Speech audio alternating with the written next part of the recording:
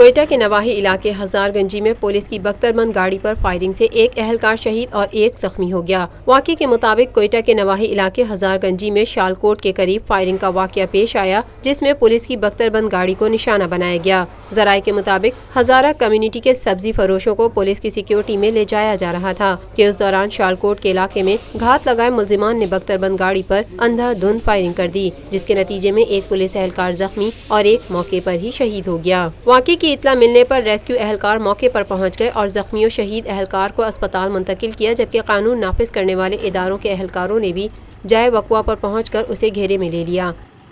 پاکستان میں پہلی مرتبہ حالات حاضرہ کے مختصر مگر جامع پروگرامز، خبروں، تبصروں کے علاوہ دیگر سماجی، تجارتی، ثقافتی، تفریحی، معلوماتی، مذہبی، تعلیمی، صحت اور بچوں کے پروگرامز صرف TNN TV پر۔